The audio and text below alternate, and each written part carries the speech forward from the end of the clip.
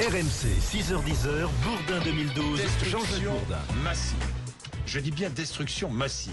C'est le titre du livre de Jean Ziegler, sous-titré Géopolitique de la faim aux éditions du Seuil. Jean Ziegler, bonjour. Bonjour. Alors je rappelle que vous êtes vice-président du comité consultatif du Conseil des droits de l'homme de l'ONU. Vous avez été le premier rapporteur spécial des Nations Unies pour le droit à l'alimentation de 2000 à 2008. Et ce matin, je voulais vous inviter à la veille de Noël pour frapper les esprits.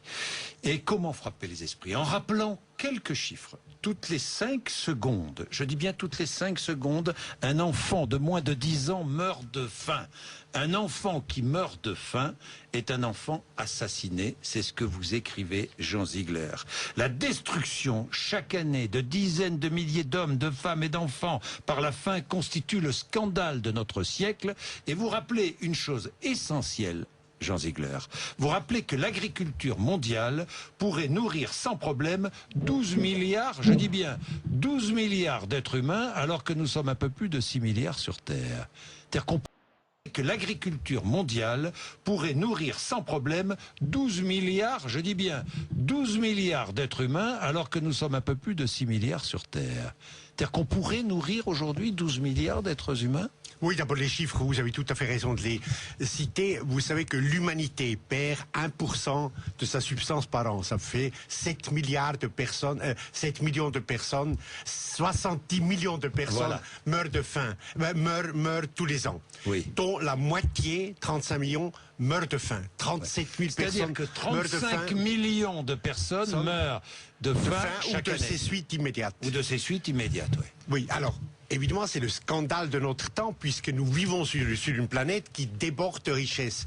Et quand la FAO, c'est pas des chiffres qui sont contestés par personne, les chiffres des victimes, quand la FAO, l'organisation spécialisée des Nations Unies, dit que l'agriculture mondiale, dans son développement actuel, pourrait nourrir sans problème, normalement, 2200 calories individuelles adultes par jour, normalement, 12 milliards d'êtres humains, presque le double de l'humanité, eh bien, ça signifie qu'il n'y a aucune fatalité pour ce meurtre collectif. Voilà. Il n'existe aucune fatalité. Non, le problème, c'est l'accès à la nourriture. C'est pas la production. C'était différent par les siècles passés. De Bretagne, d'ailleurs, les gens ont fui la misère, ont émigré, etc. Mais aujourd'hui, au seuil de ce millénaire, nouveau millénaire, un enfant qui meurt de faim est assassiné. Alors, je rappelle que vous êtes professeur de sociologie à l'université de Genève. Jean Ziegler, vous êtes suisse de nationalité. Tous les livres précédents que vous avez écrits vous ont valu quelques difficultés dans votre propre pays et procès dans votre propre pays, parce que vous avez toujours le courage de dire la réalité et de dire la vérité des choses. Alors, Jean Ziegler, je voudrais que nous entrions dans cette réalité. Mais d'abord, dans l'avant-propos de votre livre, vous nous transportez au sud de Niamey, au Niger, chez les sœurs de Mère Teresa, à Saga. Et Ziegler, comme le dépôt de l'entrepôt, du troupeau. Ah, j'ai peut-être du pot, mais pas tant que ça. Là, vous êtes allé dans un dispensaire où l'on voit des enfants et des femmes faire la queue, simplement parce que les enfants ont besoin d'être nourris. Oui, en effet, le livre commence par ce récit qui m'a particulièrement frappé. Bah, oui, mais qui est de la banalité totale, si vous voulez. Ces enfants qui souffrent de malnutrition, qui sont là. D'ailleurs, ils ne seront pas tous soignés. Et non, parce qu'il y a un problème d'argent. Le Niger est le deuxième pays, le magnifique pays de 1 million de kilomètres carrés à la frontière sud du Sahara. C'est le deuxième pays le plus pauvre du monde au niveau revenu par tête d'habitant. Et en effet, la famine frappe périodiquement, pratiquement tous les 2 ans maintenant, puisqu'il y a la détérioration climatique, etc. Et vous avez à Sar, par exemple, c'est un petit village, ce dispensaire des sœurs de Mère Teresa, qui sont des femmes absolument incroyables, et qui tous les matins voient devant leur porte la queue des mères avec les bébés décharnés, les yeux couverts de mouches, et qui essayent d'entrer pour avoir de la nourriture, c'est-à-dire c'est pas simple pour avoir des ampoules, de la nourriture thérapeutique, parce que pour faire revenir à la vie un bébé qui est au bord de l'effondrement par la faim, on ne peut pas lui donner un bol de riz ou un bout de pain puisque le métabolisme est fichu et il mourrait, mais il faut des ampoules et de la nourriture intraveineuse. Et en 12 jours, l'enfant revient. Seulement, le problème est que une toute petite partie des mères qui attendent de cette foule, qui attendent d'être admis au dispensaire, peut être admis. Et les autres les autres sont renvoyés dans la savane. Et pourquoi? Parce Est-ce qu'on renvoie les autres? C'est c'est symbolique. C'est symbolique. Parce que les mères, les religieuses n'ont simplement pas l'argent nécessaire pour acheter suffisamment d'ampoules pour recevoir tous les matins. C'est la raison pour laquelle je voulais vous parler de cela. C'est la raison pour laquelle vous commencez votre livre là-dessus. Parce que finalement notre terre qui pourrait nourrir tout le monde ne nourrit pas tout le monde. Et des femmes, des mères sont obligées de repartir. 1 milliard d'êtres humains. Nous sommes 7 milliards presque maintenant. 1 milliard d'êtres humains est en permanence gravement sous-alimenté toute la journée, toute la nuit. Ils vivent dans l'enfer, l'angoisse du lendemain, parce que la faim, c'est d'abord la destruction physiologique, mais c'est aussi de l'angoisse. Et c'est aussi la perte de prestige du père qui n'est pas capable de nourrir ses enfants. C'est la destruction des familles. La faim, et tout ça, si vous me permettez ce terme un peu banal, est totalement inutile. Puisque si on abattait cet ordre cannibale du monde qui règne sur cette planète, on pourrait, demain matin, mon livre, vous savez, malgré le titre, c'est un livre d'espoir. La France est une grande, vivante démocratie. On peut tout faire. Demain matin, si la conscience collective entre en insurrection, eh bien on peut abolir la spéculation boursière légalement sur le maïs, le blé et le riz qui fait augmenter les prix et qui jette dans l'abîme de la faim, de la destruction de la faim des millions et des millions de personnes. On peut abolir le dumping agricole, donc jeter nos surplus sur les marchés africains, et ce qui détruit l'agriculture africaine, qui ne donne aucune chance. On peut arrêter le vol de terre. Vous savez que l'année dernière, 41 millions d'hectares de terres fertiles ont été accaparés par des grands trusts, par des fonds souverains, par des grandes multinationales, aussi françaises, Bolloré, Milgrain, etc. Les paysans chassés dans les bidonvilles, et ce qui est produit sur ces terres, exporté, vendu en Europe et ailleurs. Sans oublier la folie des biocarburants dont on parlera tout à l'heure, évidemment. Voilà, mais tout ça, avec les droits de l'homme, les libertés publiques que nous avons en Europe occidentale et notamment en France, et qui sont réelles, et qui sont des armes de combat tout à fait efficaces. Peut-être on peut changer tout ça demain matin. Eh bien, on va en parler. L'espérance, on va en parler. Les ennemis du droit à l'alimentation, qui sont-ils? On va y revenir. C'est un éveil, un réveil même de la conscience occidentale que vous souhaitez. Allez, et puis vous allez parler aussi d'une forme de déchéance de la part des grandes organisations qui dépendent de l'ONU, que ce soit le PAM, la FAO, enfin bon. On parle de tout cela, Jean Ziegler, dans un peu plus de 2 minutes, 8h44, Destruction massive. C'est le titre du livre de Jean Ziegler aux éditions du Seuil. À tout de suite.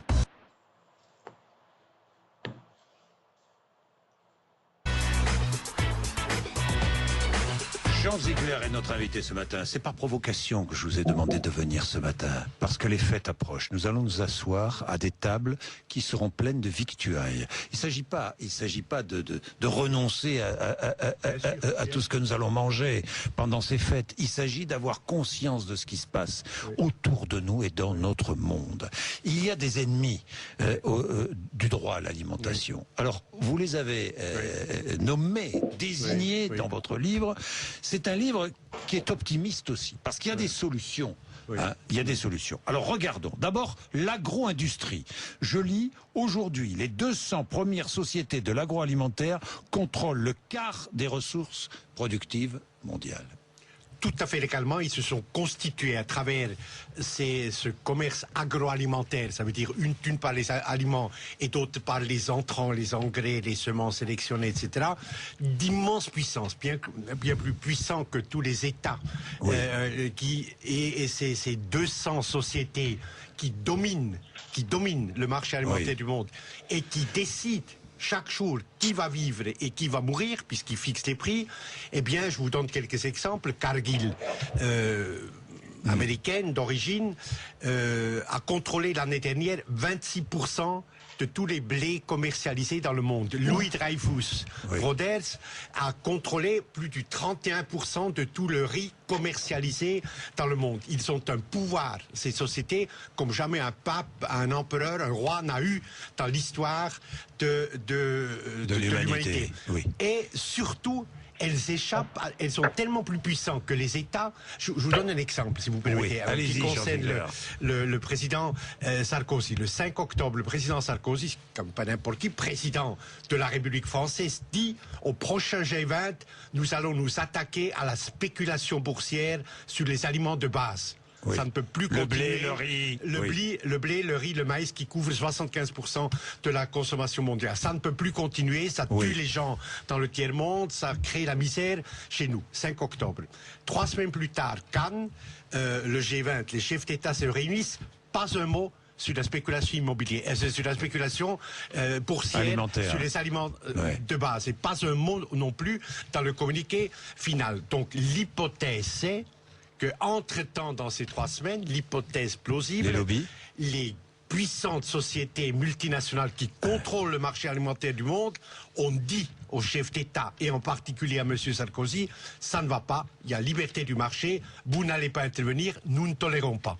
Oui. Et ceci, encore une fois, dans un pays puissant, la France, pas au Passou Hollande et pas en Albanie, donc ça vous montre la puissance incroyable qu'exerce aujourd'hui sur cette planète cette tyrannie du capital financier globalisé qui se concrétise dans ces sociétés transcontinentales privées comme Dreyfus, comme Monsanto, comme ArcelorMittal, comme Nestlé, comme Cargill, qui décident, si j'ai bien compris, de la distribution de la nourriture sur Terre par la fixation des prix. Oui, par la fixation des prix. Et vous donnez un exemple, tiens, 2006, famine terrible dans le centre et le sud du Niger, nous y sommes toujours. Nombre de marchands de grains ont carrément refusé de mettre leur stock sur le marché. Ils attendaient que la pénurie s'aggrave et que les prix montent. Pas bien sûr.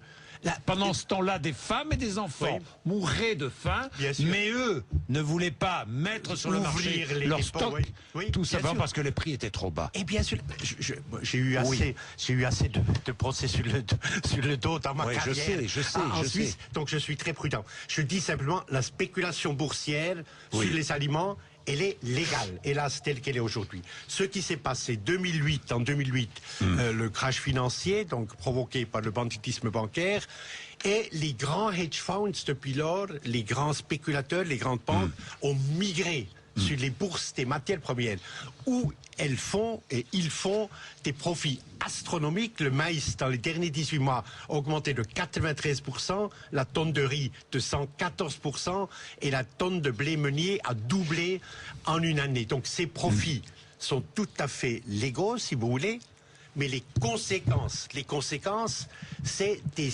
dizaines et des dizaines de millions de personnes de Ce plus. n'est qu'une question de volonté politique. Ce n'est qu'une question de Totalement. volonté politique. Non, vous avez tout à fait raison. La bourse de Paris, de New York, de Chicago, etc., fonctionne sous une loi nationale. Bien sûr. Et il suffirait que l'Assemblée nationale ou le Congrès américain ou la Chambre des communes à Londres amende par un tout petit alinéa cette loi boursière disant la spéculation boursière sur les aliments de base, le maïs, le riz et le blé est interdite. Et par là, on sauverait immédiatement des dizaines de millions de personnes par an de la destruction par la faim, des personnes qui sont comme vous et comme moi, qui ont des enfants, qui simplement ont eu la très très grande malchance de naître dans des régions du monde où on meurt de faim. où on est détruit par la faim. C'est pas. Oui, oui, parce que non, où on est détruit par la faim. on ne meurt pas en une seconde. C'est une mort lente. C'est une mort Jean très Ziegler. très douloureuse. Quand j'étais rapporteur spécial, ça m'a frappé. Moi, j'étais un petit Suisse, quoi, hein, qui était arrivé en Mongolie, au Bangladesh, au Honduras, et j'ai malheureusement vu, évidemment, les gens mourir de faim dans les dispensaires ou parfois au bord de la route. Eh bien, c'est pas du tout, on ne s'éteint pas, c'est pas un épuisement lent, c'est une mort effroyablement douloureuse. Et elle est vécue par 37 000 personnes par jour. 37 000 personnes par jour. Le vol des terres, on en a parlé. Oui. Quelques mots sur les mensonges de l'or vert. Parce que l'or vert, ce sont les biocarburants dont on nous vante les mérites, mais les c'est agrocarburants, je préfère dire agrocarburants. Agrocarburants, oui, allez, d'accord. Bio, ça a une connotation positive. Bah, là, il y a les grands trusts ont installé un mensonge idéologique disant que, là ils ont raison, le climat se détériore. Oui. Donc il faut substituer à l'énergie fossile l'énergie végétale. Hein? Et eux, ils contrôlent les trusts des agroéthanol et agrodiesel. L'année dernière, les États-Unis ont brûlé 138 millions de tonnes de maïs et des centaines de millions de tonnes de blé pour faire des agrocarburants. Pour rouler avec leur voiture. Pour rouler avec leur voiture. Alors d'abord, fabriquer des agrocarburants, 1 litre de bioéthanol demande 4000 litres d'eau et dégage du CO2 dans l'atmosphère beaucoup. Donc la fabrication est déjà désastreuse. Et en plus, sur une planète où tous les 5 secondes, un enfant meurt de faim, brûler des centaines de millions de tonnes de maïs et de blé est un crime contre l'humanité. Bien, Jean Ziegler, merci d'être Merci à venu vous. nous voir Merci. ce matin. Destruction massive. Si vous voulez lire un livre qui réveille nos consciences, bien n'hésitez pas, c'est au seuil. Merci, Jean Ziegler.